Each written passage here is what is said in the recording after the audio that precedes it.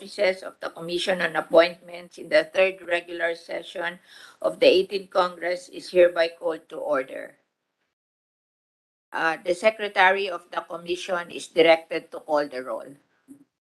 Thank you very much, Madam Chairperson.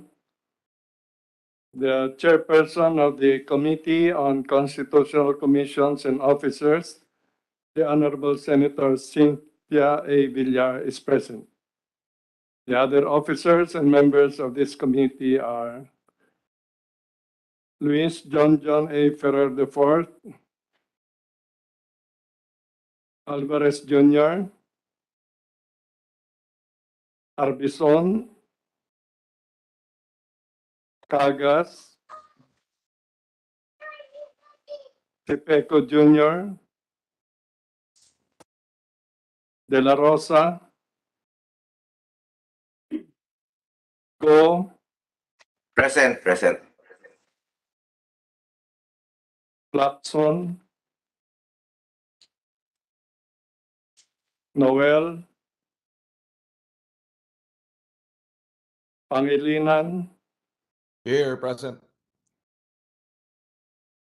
Pimentel III, O, Ramirez Sato, Recto, Revilla Jr., Present. Subiri,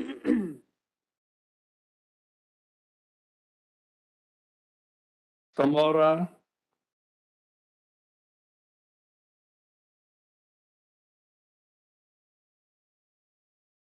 Almario, Villanueva,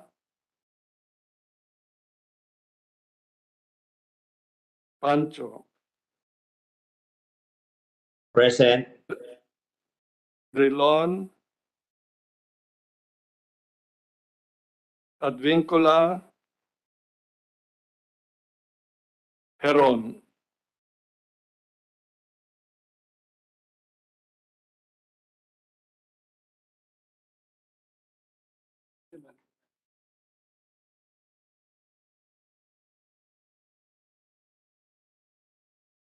Tama. Okay. With 9 members present, rather 3 members present in person and 6 members present online, including the chair, with a total of 9 members, the chair declares the existence of a quorum.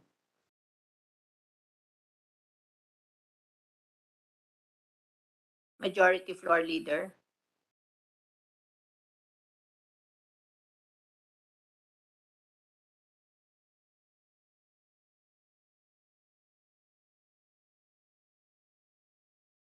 Congressman Pancho, I move to dispense with the reading of the minutes of the meeting held on February 2, 2022 and consider the same as approved. There is a motion to dispense with the reading of the minutes of the February 2, 2022 meeting and consider the same as approved. Is there any objection? Hearing none, the body hereby dispenses with the reading of the minutes of the February 2, 2022 meeting and consider the same as approved. Good morning, ladies and gentlemen. Your honors, under consideration of this committee is the deliberation on the following 5 ad interim appointments that were submitted to the committee's jurisdiction. The committee will deliberate each appointee in order that the appointees have submitted the complete documentary requirements pursuant to Article 2, Section 3 of the Rules of the Standing Committees. The following order is as follows. Kindly stand up as your name is called. Number 1, Ms. Rizalina Noval Hustol as Chairperson, Commission on Audit for a term expiring on February 2, 2029, Vice Michael G. Aguinaldo. Number 2, Mr. Carlo Alexis Bendigo Nograles as Chairperson, Civil Service Commission for a term expiring on February 2, 2029, Vice Alicia De La Rosa Bala. Number 3, Mr. George Irwin M. Garcia as Commissioner, Commission on Elections for a term expiring on February 2, 2029, Vice Antonio T. Co. Jr.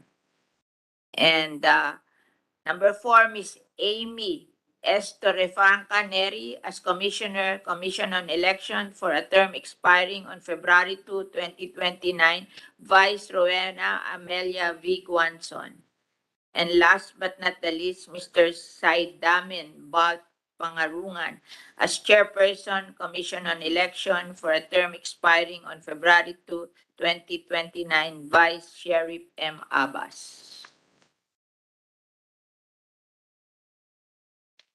We will now proceed to deliberate the first appointee under consideration of this committee, the ad interim appointment of Ms. Risalina Noval Hustol as Chairperson, Commission on Audit for a term expiring on February 2, 2029, Vice Michael G. Aguinaldo. We request the Chairperson Hustol to come forward and take her designated seat. May we now hear the Secretary's report on the status of the jurisdictional requirements in compliance with the new rules of the Commission and the new rules of the standing committees and other relevant information about the appointees. Thank you very much, Madam Chair, Your Honors.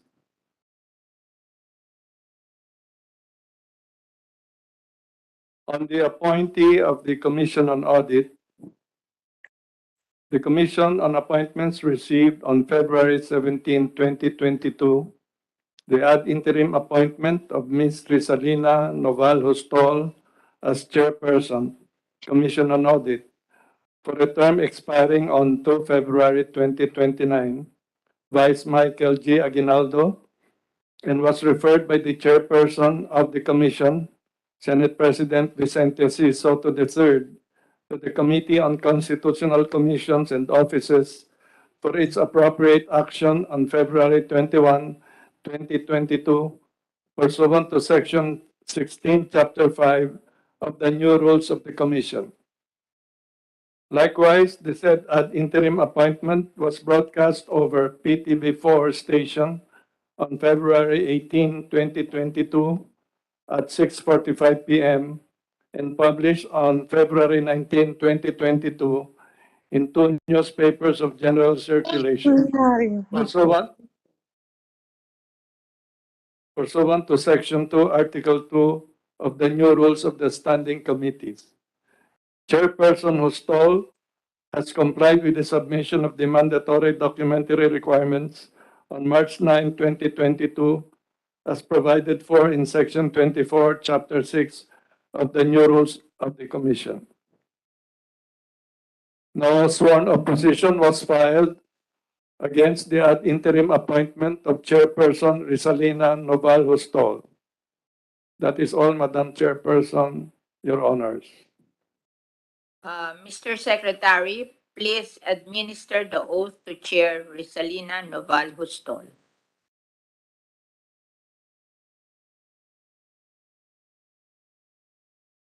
Kindly raise your right hand. Do you swear to tell the truth, the whole truth, and nothing but the truth in this proceeding? So help you God. Yes. Madam Chairperson, the appointee is now under oath. Chair Hustol, you may now proceed with your introductory statement.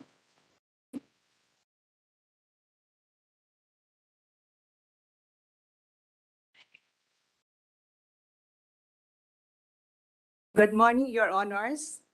First of all, I would like to express my deep appreciation to the members of the Commission on Appointment for this opportunity. Before my appointment with the President as ad interim chairperson of the Commission on Audit on February 17, 2022, I served as a Deputy Executive Secretary for Finance and Administration in the Office of the President since June 30, 2016. My career started as an accounting clerk or DepEd in 1975. I was young, optimistic, and excited to make a difference in that ever little way I could. When I passed the board examination and became a certified public accountant in 1980, I had the opportunity to become part of the Commission on Audit as auditing examiner in 1985. It was an empty position, but an appointment that was being very proud of. Later of becoming co-state auditor prior to joining the city government of Davao as acting city accountant in 1996 and became a full-paid city accountant in 2005. In total, I have served the city government of Davao for more than 2 decades. Hard work and dedication, especially in the government service, often goes unnoticed.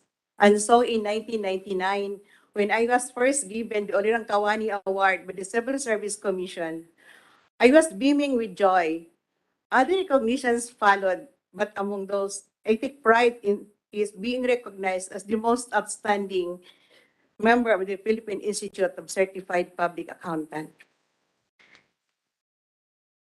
Your Honors, it is my pride to say that I had been in the government for more than 40 years, and that span of time, I have learned that public service is more than just simply performing a job.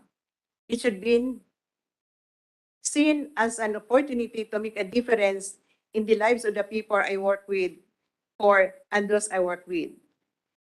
That is the principle that I carry with me even I have accepted the task of becoming a chairperson of COA as a constitutional commission. In the past almost 3 months, while serving as an interim chairperson of COA, my colleagues and I at the commission proper have readily acted on matters, both on the commission's administrative and other functions as a quasi-judicial body. We have been able to conduct executive and regular meetings and acted the following. Aside from the usual functions of hiring with a total of 192 hired auditors and promotions with 32 qualified auditors. For executive meetings, on March 23, 2022, we have approved COA resolutions on the temporary suspensions of the COA qualification standards, specifically on the policy-making requirement of the employees applying for promotion to salary grade 26 position. On April 21, 2022, we have approved the reclassification of 162 personnel in accordance with the approved plantilla by the DBM in 2020. For regular meetings on April 21, we have acted 65 cases in different categories and resolved 55 cases. We have approved also the COA resolution and the adoption of the internal audit strategic plan for calendar years 2022 to 2024 and the annual internal audit plan for CY 2022. We have approved also the proposed circular on the guidelines on the implementation of Section 23 of the General Provisions of the Republic Act, RA number 11639, also known as the General Appropriation Act, for fiscal year 2022 relative to the increase in the capitalization threshold from 15,000 to 50,000. On May 17, 2022, we have acted another 39 cases of different categories and resolved 35 cases. We have also approved COA resolutions on the granting of hazard allowance for COA employees and providing guidelines thereof. Now, in the short time I have been in the COA, I found myself back to a familiar ground, which I was in this institution 26 years ago. But this time, I brought with me my experience as a city accountant of one of the largest cities of the country and my involvement as the Executive Secretary for Finance and Administration in the Office of the President. I have been on both sides of the exit audit table, and it has given me deeper understanding of the auditing rules and regulations, as well as the needs for the both COA and the agencies to be audited. It's my goal to have a proactive commission on audit, ready to work, hand in hand with the other agencies of government to enable them to fulfill their duties and obligations to the Filipino people. Moving forward, I strongly believe that our present COA lawyers and auditors are well competent professionals, enabling partners of government in ensuring a better life for every Filipino. I am confident that by proper guidance and encouragement, the frontliners of COA will effectively deliver a constitutional mandate at the same time assist the government in championing accountability and transparency, which our doctrines are most important in our task as public servants. As the Chief Officer of COA, I would like to initially focus on the following sectors: administration sector, planning, finance, and management sector, and the professional institutional development sector. All of these will ensure that our personnel will have the competence and sufficient knowledge in understanding their assignments and in steering our auditees to the correct direction in terms of use of government funds, as well as the uniformity in the applications of COA rules and regulations. I likewise personally commit to enhance the existing policies, issuances rules, especially on IT as tool for advancement, as well as streamline the procedures of the Commission in order to improve government operations in partnership with various stakeholders and other government agencies. Coupled with this commitment, Your Honors, I firmly believe that is the opportune time to pursue the proposed amendments to PD 1445, the Government Auditing Code of the Philippines, wherein draft already submitted by the Assistant Commissioners to the previous Commission proper. I have seen the need to amend this decree in order for it to adapt to the current times. Definitely, it will be a priority in my administration should I be given the opportunity to have a fixed term as chairperson in COA. Nonetheless, Your Honors, we are just starting. The commitment that I'm giving is a partnership with all the departments of the government. I would like to clarify that COA is not merely a watchdog, as it has been locked upon previous years, but it is an enabling partner of government in reaching its goals of achieving sound fiscal administration. This will, in return, translate to better services that we can provide to our constituents. In light of this, Your Honors, I humbly come and present myself before you to seek for your blessing to continue my work as a co-op chairperson and this time as a permanent appointee for at least a fixed term as the Philippine Constitution provides. Thank you, Your Honors. Thank you very much, Ms. Hustol. At this juncture, the majority leader wishes to be recognized. Yes, Madam Chair, I would like to put on record that the committee received a letter from Senator Miguel F. Subiri, the Senate Majority Floor Leader, requesting for the postponement of the hearings as scheduled today, May 25, 2022. We likewise received a letter from Senator Pampilo M. Lacson today, requesting that the hearing as scheduled today be conducted next week for the same reason. The inability of our other members to attend in today's hearing is principally due to their performance of a constitutionally mandated duty as part of the National Board of Canvassers for the presidential and vice presidential elections. Moreover, upon the advice of Commission Vice Chairperson Representative Ronaldo B. Zamora, the House Commission discussed that another date can be set to deliberate the pending appointments before this committee. On that note, Madam Chair, may I move that the committee meeting scheduled today be reset and to resume until further notice. There is a motion from the majority floor leader that we will postpone the hearing of the commission on appointment for next week. Next week. Any objection? There being none, the same is hereby approved. Thank you.